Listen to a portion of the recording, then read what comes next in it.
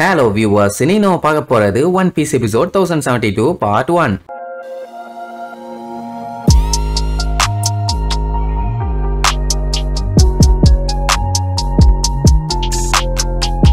Open பண்ணா ஒரு வழியா நம்ம லூஃபி கியர் 5 எடுத்து கைடவ தும்சம் பண்ணிட்டான்னு வைங்க. இப்போதைக்கு அவன் விளையாண்டுட்டு தான் இருந்திருக்கான். கம்ப்ளீட்டாலாம் பவர் யூஸ் பண்ணி அடிக்கல. மொத்தத்துல திரும்பி வந்துட்டான். கைடோவுக்கு நல்லாவே தெரியாம செத்துட்டான்னு. ஏன் லூஃபியே அதைத்தான் சொல்லுவான், ஆமா நான் செத்துட்டேன்னு. பட் எப்படி திருப்பி வந்தான் தான் தெரியல. அந்த கம் ஃப்ரூட் பவர் பாத்தீங்கன்னா இவன் மட்டும் இல்லாம சுத்தி இருக்க விஷயத்தையுமே அஃபெக்ட் பண்ணுதுன்னு இப்பதான் கைடோவுக்கு தெரியுது. உன்னோட பேரமிஷியா பவர் அவேக்னிங் ஆயிருச்சு. சும்மா சொல்லக்கூடாது, கொஞ்சம் ஸ்டேஞ்சா தான் இருக்குதுன்னு வேற சொல்லுவான். இதை சொல்லிட்டு இருக்கும்போது லூஃபி பாத்தீங்கன்னா ஜாலியா ஜம்ப் பண்ணி விளையாண்டுட்டு இருப்பான். இப்போ லூஃபி பாத்தீங்கன்னா டிரான்ஸ்ஃபார்ம் ஆயிருக்கான்ல, இது ஜோயன் டைப்போட ஒரு எக்ஸ்க்ளூசிவான ஃபீச்சர். இத சொல்லிட்டு வேகமா அட்டாக் பண்ண வருவான். லூஃபி அதை ஒழுங்கா கவனிக்கல. பக்கத்துல வந்தவன பார்த்துட்டு பதறுவானா, கண்ணெல்லாம் பிதுங்கி வெளியில வரும். பதறிட்டு இருக்க கேப்ல ஒரே கவு வாய்க்குள்ள போய் மாட்டிட்டான். அடே வீணா போனவனே வாயை தோறடா, உள்ளுக்குள்ள ஒரே இருட்டா இருக்குது அப்படின்னு கஷ்டப்பட்டு அவன் மசில் பவர்லாம் யூஸ் பண்ணி அவன் வாயை ஓபன் பண்ண ட்ரை பண்ணுவான். ஆனா கையில விடுற மாதிரி இல்ல, கண்ணா பின்னான்னு அங்க இடிச்சு அவனை ஒரேடியா முழுங்கிடுவான். அப்படி வயிற்றுக்குள்ள போனா என்ன பண்ணுவாங்க, எல்லாம் பயந்து நடுங்குவாங்க. ஆனா பையன் அங்கேயும் போய் என்ஜாய் பண்ணிட்டு இருப்பான்.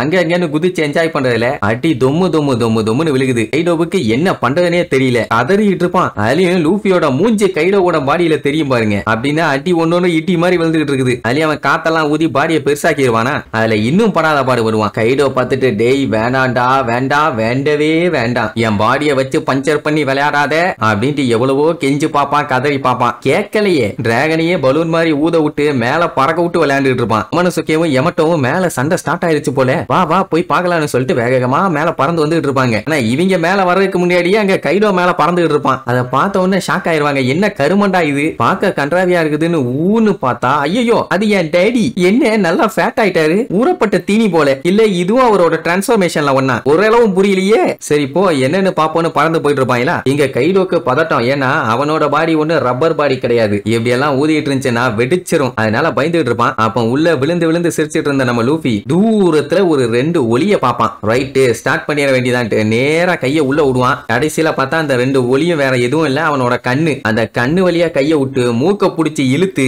வாய பொளந்து அதுக்கப்புறம் எஸ்கேப் ராக்கெட்னு சொல்லிட்டு சும்மா சல்லுன்னு பிச்சுக்கிட்டு வெளியில வருவான். இதை எப்படி சொல்லலாம்னா கைடோவோட கண்ணுக்குள்ளேயே கைய விட்டு ஆட்டிட்டான். ஆனா இப்படி யாரும் கைடோவை கொடுமைப்படுத்தினது இல்ல. வெளியில வந்தவன் பஞ்சரான டியூப் மாதிரி சும்மா பிச்சுக்கிட்டு போவான். கரெக்டா இவங்கள மேல வந்து சேர்ந்துருவாங்களா. அங்க சண்டை போறது யாரு என்னன்னு இவங்களுக்கு ஒன்னும் தெரியல. லூஃபியாது அப்படிங்கிற மாதிரி ஒரு டவுட்ல தான் பாப்பாங்க. நம்ம லூஃபி காத்து புடுங்கினோடனே பறந்து மேல போயிருப்பான். மேல இருந்த கிளவுட்ஸ் எல்லாம் விலக்கிட்டு அதுக்கப்புறம் வெளியில வரும்போது ஆள் பாத்தீங்கன்னா கைடோ அளவுக்கு பெரிய சைஸ்ல இருப்பான். எமட்டோக்கு அது யாருன்னே தெரியல. லூஃபி தானே டவுட். ஏன்னா லூஃபி தமா கூண்டு இருப்பான். அது மட்டும் இல்லாம அவன் ஹேர் ஒண்ணு இந்த மாதிரி இல்ல, வெள்ளை வெள்ளைன்னு ட்ரெஸ் எல்லாம் மாத்தி இருக்கான். அது யாரு அப்படின்னு இவளுக்கு குழப்பம். பட் மொமனசுகேவால லூஃபியை ஃபீல் பண்ண முடியுது. என்ன நடக்குதுன்னு இவங்களே குழம்பி போயிருக்காங்க. அங்க லூஃபி அட்டாக் பண்ண வரும்போது கைடோ வந்து ஒரே கவ்வு அவனை போட்டு மண்டையா அடின்னு அடிச்சு தலையையும் வாளையும் புடிச்சு ஸ்கிப்பிங் பண்ண ஆரம்பிச்சிருவான். எப்படி இருந்த மனுஷனை எப்படி வச்சு விளையாண்டுட்டு இருக்கான் பாத்தீங்களா. கைடோ சும்மா இருப்பானா, பிளாஸ்ட் பிரீத் எடுத்து லூஃபிய ஒரே அடி அப்படியே தெரிச்சிருவான். இதுக்கு முன்னாடி அந்த அட்டாக்ல சிக்னப்பெல்லாம் கஷ்டப்பட்டு நஷ்டப்பட்டு குஷ்டப்பட்டு தான் வெளியில வந்தான். ஆனா இப்பெல்லாம் அப்படி இல்ல. அந்த அட்டாக் அவளை எதுவுமே பண்ணல. கேஷுவலா தூசியை தட்டி விடுற மாதிரி தட்டி விட்டுட்டு ஜாலியா ஏர்ல ஓடி வருவான். கைடோ கடுப்பாயி அவனோட பாடியை கீழே வச்சு ஒரே அடி அடிக்க ட்ரை பண்ணுவான். அந்த டைம் அந்த கோட்டையில இருக்க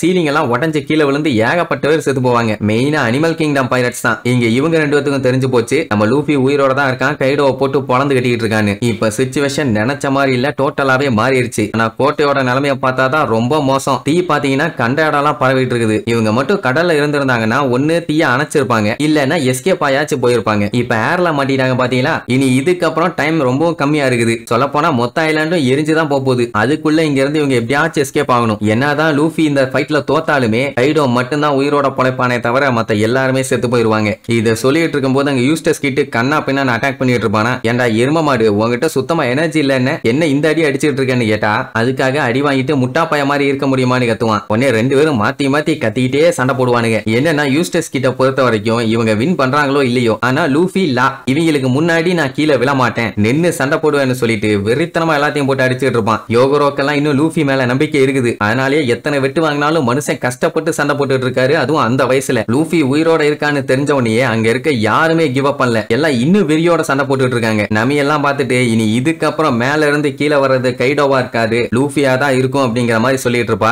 அங்க பாத்தீங்கன்னா நம்ம லூஃபி பெரிய சைஸ்ல இருந்தால சும்மா பாஞ்சு அடிக்க வருவான். கைடோ இந்த டைம் முசாரா அவனோட உருவத்தை மாத்திட்டு கான்கரர் ஆஃப் 3 வேர்ல்டுன்னு சொல்லி ராக்னராக்னு பாஞ்சு வந்து அடிப்பான். டெஃபினட்டா இது லூஃபிக்கு பாத்தீங்கன்னா சரியான அடி. அடிச்ச அடியில தலை தரைய பிச்சுக்கிட்டு உள்ள போயிருச்சு. அவன் மூஞ்ச பார்த்தோன்னே எல்லாம் அங்க பயந்துட்டாங்க. ஏன்னா பெரிய சைஸ்ல மாறி இருந்தால ஏன் நம்மளாலே பீதி ஆயிட்டாங்க இந்த மூஞ்ச பார்த்துட்டு. என்ன கன்றாவிடா இதுன்னு அத்தனை பேர்த்தோட கண்ணும் பாருங்களேன் பிதுங்கி போய் வெளியில வந்து நிக்கும். மொத்தத்துல சீரியஸாவே சண்டை நடந்தாலும் லூஃபி இப்ப ஃபன் பண்ணிட்டு இருக்கான். சரி இதுக்கப்புறம் சண்டையில கைடோவோட மண்டைய நம்ம பையன் உடைக்கிறானா இல்லையான்னு அடுத்தடுத்த எபிசோட்ல பார்க்கலாம். டாடா.